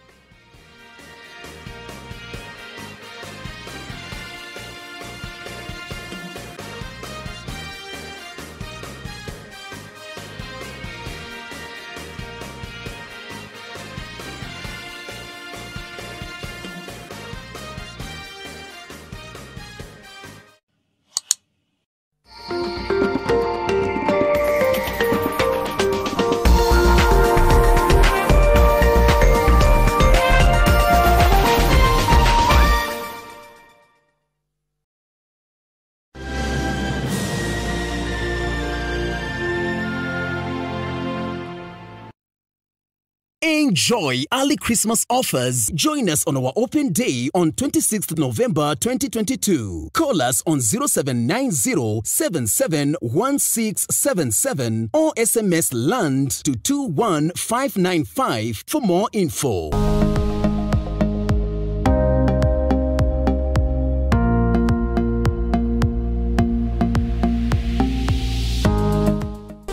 New Nivea Radiant and Beauty Advanced Care. With 5 oils and 5 vitamins. 48-hour nourishment. Helps reduce appearance of stretch marks in just 2 weeks. New Nivea Radiant and Beauty Advanced Care. For your shade of beautiful.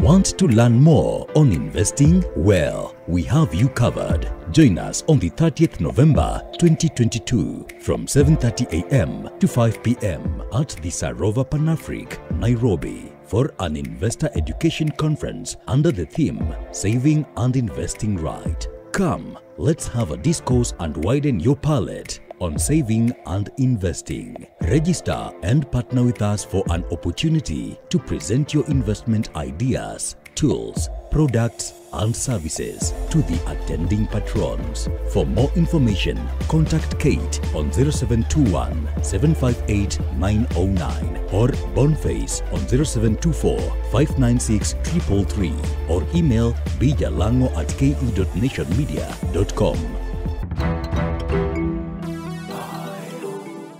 It's mixed feelings, but majorly excited. It's a journey that has been years in the making. Yes, this week, Daring Abroad follows Victoria Kwamboka from Kisii to the US for further studies, courtesy of the Kenya Airlift Program. As we all know, the US is the land of opportunities. It's our joy seeing these young people lives get transformed. On our Back Home segment, the amazing uses of drones in many fields as Fahari Aviation ups its game in drone operations and training. We offer trainings in photography, mapping, surveillance, infrastructure inspections. Get EasyFX today, a secure and convenient platform that allows you to do your Forex requirements in real time. Buy and sell Forex at the touch of a button. Sign up for EasyFX today.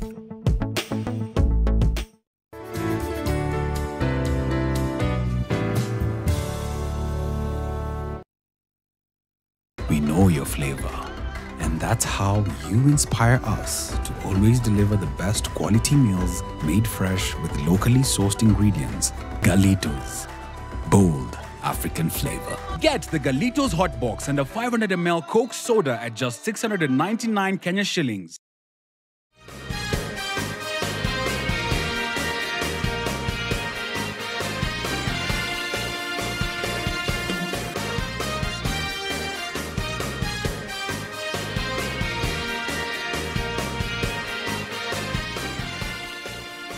My panelists are quite passionate about this subject. We're keeping on with the conversation even in the course of the break. We continue the conversation. I posed a couple of questions before we took the break. One of which is, are women in the urban areas feeling the effects of climate change? And number two, does it make a difference when women come together and rally around each other on this issue of climate change? Elijo, I know at least tomorrow we are set to attend a conference on this very subject. Yes.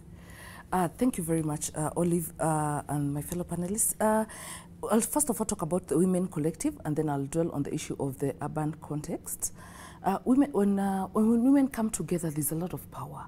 I have seen it practically, and like Jennifer has mentioned, there's a lot of power in collective action for women. And this is what we are recommending across the board, because women tend to look out for each other.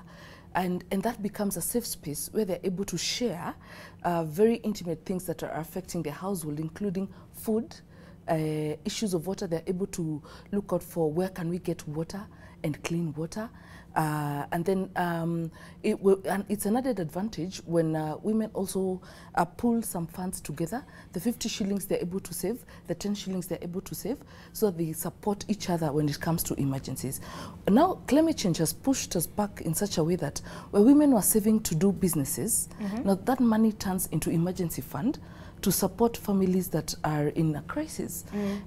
Let's say somebody has been taken to hospital because they're unwell, or they're not even able to access a health facility because they are too unwell. So that women collective action and the little funds that they have, they're able to support each other and support that mother. A child is comes back home without food or lacks school fees.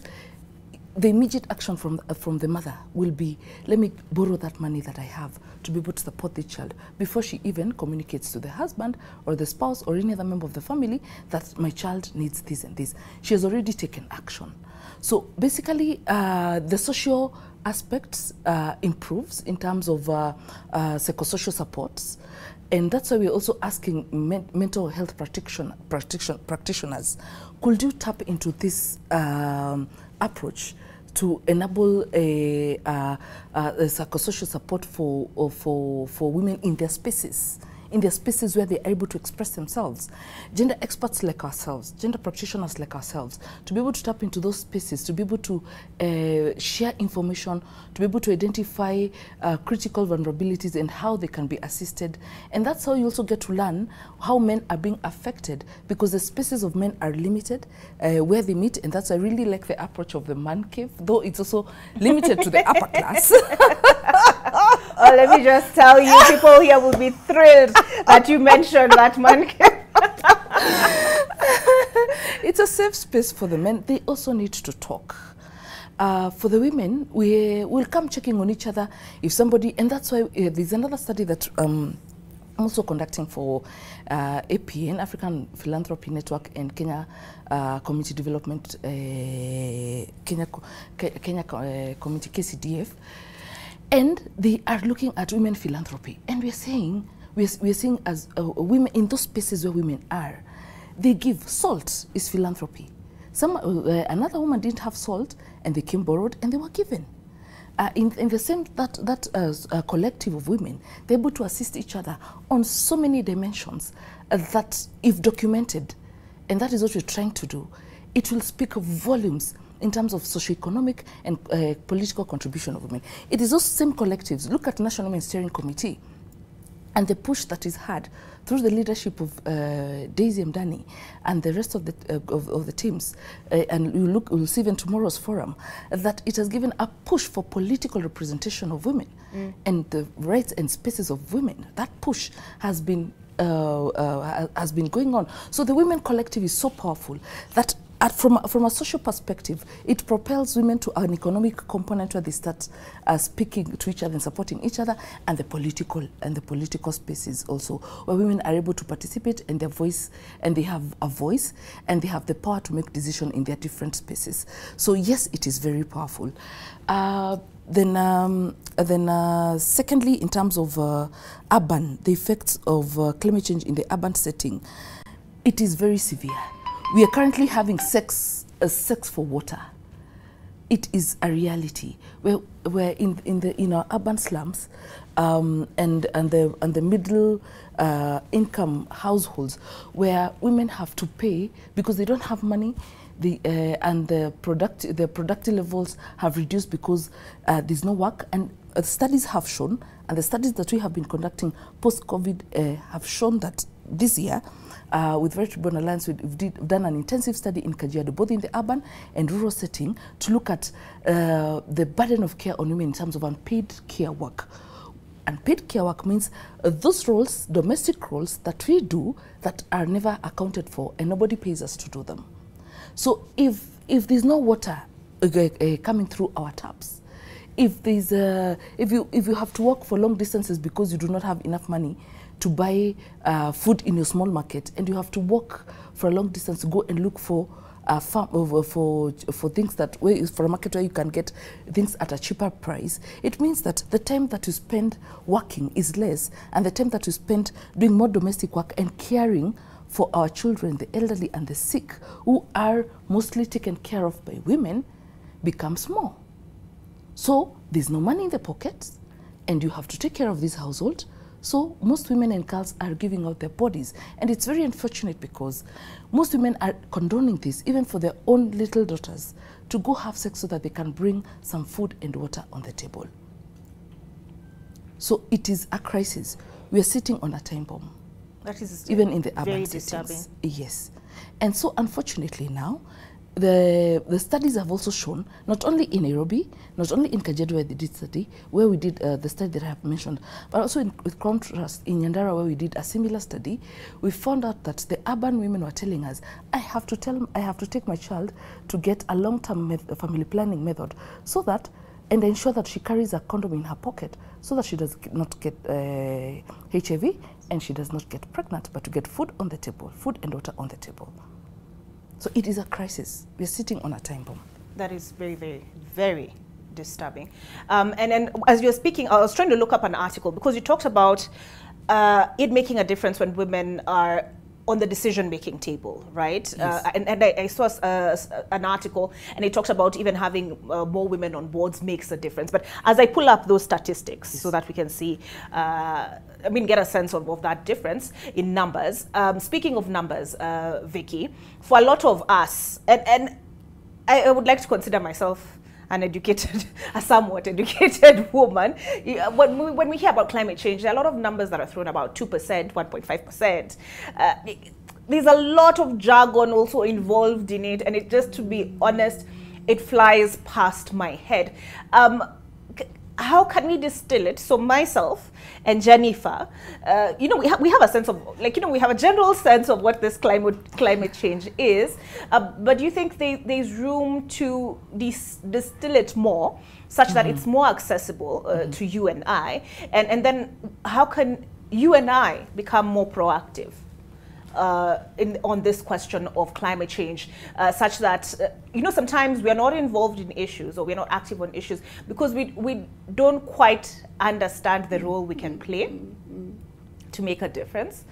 So if whoever is watching this, right, female, male, help us understand. Thank you very much, Olive, and I'm very happy you've asked the question. I also really want to thank you that you've provided us the opportunity to unpack that, which is an area that I'm very passionate about. Because my frustration over time is that us in the scientific world, as climate scientists, there's quite a lot that we know that we've not been able to break down for people. And climate change being an existential crisis, because that's what I call it, listening to the panelists and how multifaceted, intersectional it is to every area of life. It's an existential crisis because when you start getting stillbirths, when you start getting nutrition, when you start mortality, when you start socioeconomic livelihoods going away, it's basically an existential crisis for me. And if we do not unpack the science for people to act, then we are not doing society justice. So just to break it down, and in very simplistic way, I always try to really break down the science to the level that we can understand in the village. I'll start by explaining what greenhouse gases are, what global warming is, and climate change is in very simplistic terms. What has happened over time is that when the industrialized countries were developing, they required a source of energy to drive their development. Most of them tapped on energy sources that are called dirty, which include coal and others. A lot of activity also that has happened in the industrialization space, in the industrialization period, were driving their energy from dirty sources. What happened is, because of this, they deposited dirty gases to the atmosphere. Now, if you think about your biology, we used to talk about carbon dioxide oxygen balance. Trees were helping us to take in carbon dioxide and give us oxygen. Now, what we did in that industrialization period is that we destabilized that balance because these dirty gases, the leading is carbon dioxide, the other one is methane, and others that I do not want to mention because they would sound very complex. But just know that there are these dirty gases that we deposited in the atmosphere. These are what you hear us in the scientific world called greenhouse gases. And I'm so happy that Jennifer has actually gotten the concept as a rural woman. The reason why they are called greenhouse gases is that it has an effect like that which a greenhouse, the one that we plant our tomatoes and vegetables in the village, has. Because when you walk into a greenhouse, on a hot day, the outside would be hot, but the inside of the greenhouse would be hotter. Why?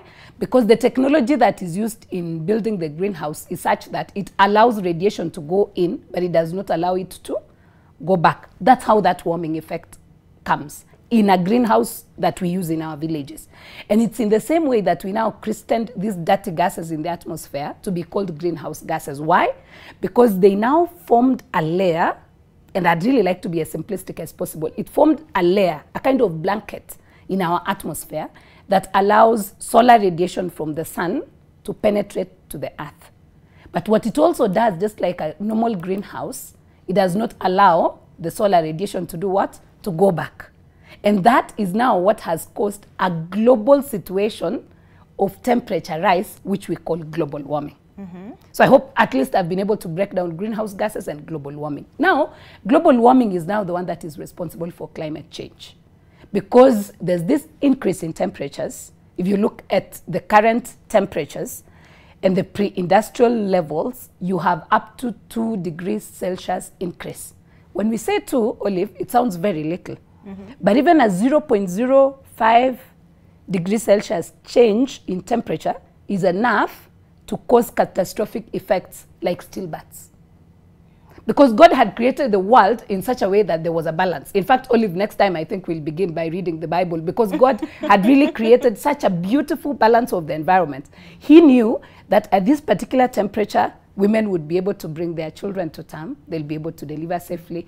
The pests and diseases that the planet would experience would be those that are manageable. Because the thing about even a 0.05 degrees Celsius increase is that we are starting to experience pests and diseases that scientists have no idea what they will do about. So that increase in temperature of about 2 degrees Celsius over time is now the one that is responsible for all this mess. And now climate change. And the effects of climate change, we have discussed them here, but probably just to list them so that we contextualize them. The biggest effect has been in the hydrological cycle, the water cycle. Forget about the big scientific terms, the water cycle. Because how God had created the planet again was that he had given us a reservoir of water called ice and glaciers in the Arctic zones. And what God had enabled us to experience and to happen is that this water would melt, this ice would melt at slow rates. When it melts at slow rates, it recharges the groundwater, it goes to the seas and the oceans, because it was happening at a slow, steady and sustainable way. What these 2 degrees Celsius did, Olive, was that all of a sudden, most of the ice and the glaciers in the Arctic areas are now melting. What does that mean? There's much more water on the surface of the earth, in the ocean and the seas. And what is now happening? The ocean level is rising. The countries, like Jennifer was talking about, some women that we met in Egypt in the conference, they would tell you that I have lost my home. Because for small island countries, the ocean increase, the sea level rise, has actually taken away their landmass, their houses and everything. And we have areas like the Maldives, the Bahamas. When you look at the IPCC report, they are going to disappear in the next, by 2030 because of ocean increase. That's one. The other one, of course, now is that we are experiencing more rainfall than we did. What does this mean? It means that in terms of quantity, we now have rainfall that is more than we used to have. And that's how you have floods. But now the unfortunate thing is that the distribution has been affected. When we were children, we used to know that in March, in April, there would be long rains. And then there would also be rains in August. Not anymore. But now you get to experience rainfall with very high intensity that it now causes floods. And because the distribution has been affected, a longer drought spell. So basically, Olive, this is the science. And for the viewer watching us at home, you understand climate change because of rainfall, because of drought and floods, and that's sufficient. Because the rest of us are in this other space of unpacking the science and working out the research front. But now, Olive, possibly to go to what we can do. Because my experience is that when we discuss climate change and talk about it as an existential crisis, people at home start to feel so hopeless, and they start to feel like they're sitting there waiting to die. That is not the situation. What we could do, the simplest way of bringing this home, is to ask the man, the woman, the child who's watching us today to plant a tree. Because if you remember the dirty gases that I talked about, carbon dioxide, methane and all, trees from our basic biology is able to help us take that from the atmosphere. So our smallest contribution that we can do as residents of this planet is to plant a tree. What you will be doing is that you will be helping the system to pick the dirty gases from the environment. I've made it sound so simplistic. It's a very complex space, but just to break it down and say, if we can help, please don't cut down a tree. Because like I said, Olive, earlier, the statistics is so glaring in this country because we are losing 50,000 hectares of our forest cover every year. So that means we are denying the planet as a country 50,000 carbon sinks every year in terms of hectares. That's a lot. If we left those trees standing, if you're able to plant one, I plant the other like that, we'll be making our small contribution. So Olive, I think in a sense, that's the best I could do to unpack that very complex subject and just say, if you're watching at home, and we are fortunate that we have some rain now, if you're watching us at home, please plant a tree. Thank you. All right, thank you for helping us. I've understood it better, haven't you, Ellie Joy? Thank you. And Ellie Joy, did you go to Egypt? No, I didn't go. The next but I was watching. conference, you and I cannot be left behind. Please. But Jennifer, ulitoka Egypt na ujuzi gani? Kwa sababu sana sana tumeambiwa kama vile umesikia Vicky akisema tupande miti. Ulitoka na ujuzi gani mwingine Egypt? Enye nilitoka nayo kwa Egypt ni hiyo mambo ya kwanza, mambo ya kutengeneza kupanda miti. Hapo awali wakati tulikuwa kikundi cha hiyo kina mama tukifundishwa na Action Aid, alijaribu kuambia mambo ya climate change pia kwa shamba lako usiwahi kata miti. Kwa sababu hapa awali tulikuwa tunafikiria miti ndio inasababisha hii mimea ikauke. Ndio tunafyeka shamba tu hiyo temporary ndio jua ipate hii mimea ipate kumea. Kumbe si ile miti. Hata tukajaribu kuambiwa kila shamba la kila mama wewe weka miti na kujaribu kupanda miti ya matunda yoyote kwa sababu itamea. Kwa hakuna mahali inakataa kwa hii ardhi yetu. Sasa ile ujuzi nilikuja naye nikakuta paka mchanga ya huko. Nikaonyesha. Sasa hiyo mchanga ile tunachenga nayo nyumba. Sasa hiyo mchanga hawezi mea chochote. Alafu nikaambia tena milima ya huko hakuna hata miti hata moja. Nikasema labda sijui kama melaniwa huko au nini. Kwa sababu najua mahali hakuna miti mpaka ndege sangani. Nilishangaa sana. Sasa nikakuja kuambia kina mama, sisi tushikane na tusiwahi sema kwamba tuko na njaa au hatuwezi au hatuna chakula. Chakula iko mikononi mwetu. Tukifanya tukiwa pamoja. Na ujue dada yangu mambo ya climate change inaadhiri watu vile mimi nasema kwa hasa mambo ya community, kuna hii mambo ya kitamaduni. Hapo kitamaduni anajua tu mifuko, anajua tu kukaa bila kufanya kazi yoyote. Unaona kama yule mama alikuwa na kunywa tu maji au akipika chakula anapika uchi kila siku. Hiyo ndio area yenye mimi niko. Na watu wanategemea hiyo uji. Lakini wakati tunakaa kama kina mama, tunajaribu kuambia kwamba fuka kuku au fuka kitu yenye unasaidia watoto wako pia. Ili wapate lisho bora. Kwa sababu hii mimea ambayo utapanda kwa hii shamba haitakauka yote. Alafu tena kama mvua ikinyesha kama leo, unatoa ile mimea imemea kwa shamba unakausha ili iwe store. Wakati hii mimea mvua itakapokosa uko na kitu kwa store yenye utalisha nayo watoto wako kama mama. Alafu mambo ya community. Kuna vile community wanakaa au mambo ya kuna ile inaweza kuchenjiwa, kubadilishwa. Unajua wakati unafundisha mtu unaangalia hiyo community, unachukua hiyo lugha ile kitu wanapenda. Tuseme kama saa hii mimi naweza ongea kama kwa sababu nilienda huko. Hata wanajua vile mimi nimeona inaeleza real kenye mimi najua. ikiwa mwanaume, ikiwa mama, nikaambia tusiwahi lia kusema tuko na njaa. Hatuna njaa. Sisi ndio lesi. Wale watu wa Egypt walikuwa wanafanya kazi usiku na mchana. Na wanaume ya huko, nikauliza na wamama zenu wanafanya kazi? Akaniambia wamama wanakaa nyumbani na kulisha watoto.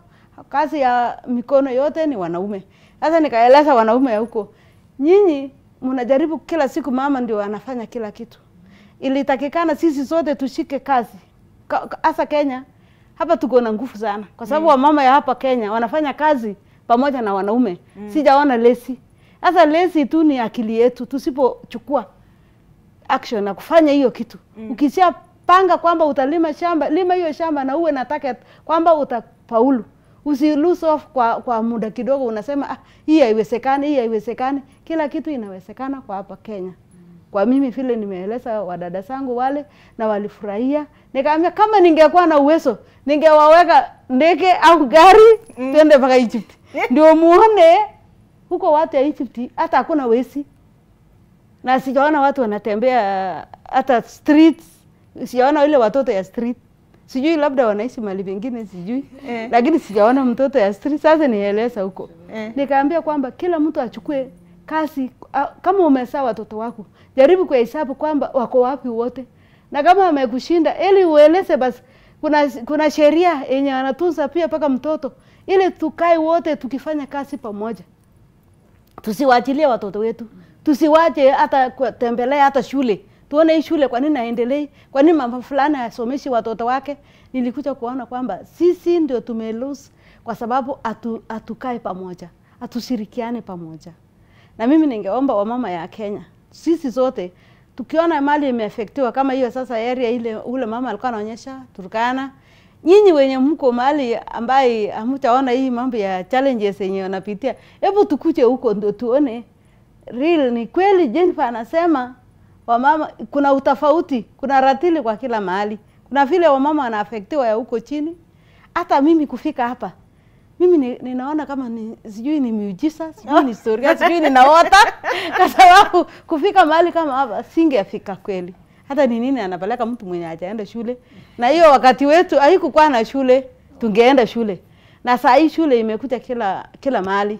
Sasa tunajaribu kupush kila mama kwamba ukitaka kupata kitu, weka watoto wako shule na tushirikiane. Na hii kwa hii pesa inatusaidia sana kwa sababu hata mtu akipata malaria au akipata mama kuna ile complete ya kujipungua. Hii pesa ndio utakimbilia haraka kwa ni kama mfuko yetu. Kwa sababu bank ni mbali. Sasa hii ndio bank iko karibu, unachukua kama loan, unakimbisha mtu wako hospitali na utasaidika. Na tuliona hiyo kitu imetulete pamoja na imetusaidia kama kina mama. Hasa mambo ya Egypt nikirudia. Ninasema kwamba sisi wa Kenya, kwa sababu sasa sikuwa naongea kama mtu wa Tangulbe, nilikuwa naongea kama Kenya na wote. Niliona wamama wote wale kama mimi. Niliona wamama wanaafektiwa vile mimi naafektiwa. Kwa sababu wale wamama nilikuwa nakaa nao wamesoma, wako na degrees, lakini kwa mambo ya mambo ya climate change ili tuafeke pamoja. Nikajua kwamba lazima sisi zote tukuje kwa sauti moja kama kina mama na tushirikiane kwa nchi yetu na tuchenge tuwe pila moja kama wamama, wanaume au wengine, watoto au wengine, na tuchenge nchi yetu. Tuwache kuona kwamba hii kazi ni ya fulani. Hii ni kazi ya fulani. Kama kitu tuseme kama kuna kitu inahitajika kujulikana. Kama hii mambo ya climate change, kama ni mambo ya kuchenga damu. Sisi sote tuone hiyo damu haikuendelea kwa njia gani. Kama mambo ya mto, kazi zetu sisi sote tufanye kazi tukiwa pamoja. Ndio tuweze kufanya nchi yetu ipate kuinuka na tuchenge kama nchi zingine. Kwa sababu hapa Kenya, sisi iko kila kitu. Si kama nchi nyingine. Jacqueline, perhaps lastly from you, because when we're reading reports coming out of COP27, we heard a lot about loss and damage. Yes. But as the focal point for gender and climate change, what were our irreducible minimums and what did we come out with? I like that. Thank you, Olive.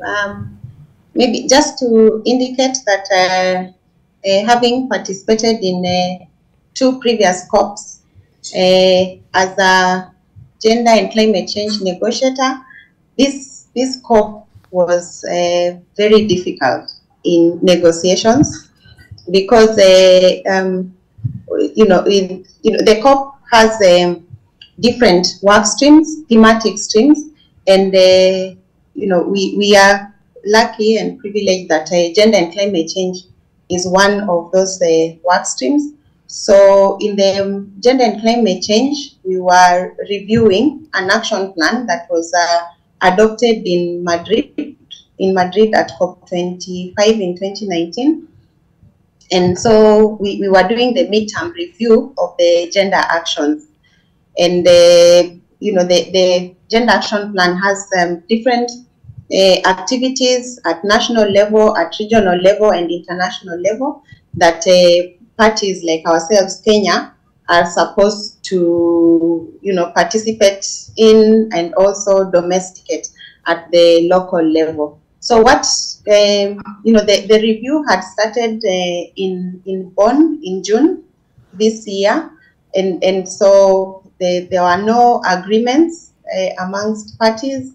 So the discussions were carried forward to COP in Egypt.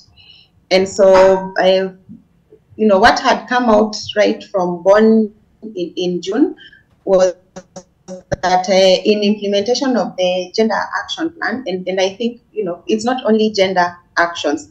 When you look at most of the work streams, in terms of implementing climate actions, most of the least developed countries and the developing countries have been facing challenges with effectively implementing the various climate actions because of finances, but also when we, the impact of COVID-19. And I think Elijah has also, pointed out, right now many institutions and stakeholders are carrying out assessments on post-COVID impacts and seeing how then you can mitigate the effects of the pandemic. So the gender action plan's implementation was also adversely affected by COVID-19 because we know that COVID-19 restricted movements, impacted on different actions, and even finances were diverted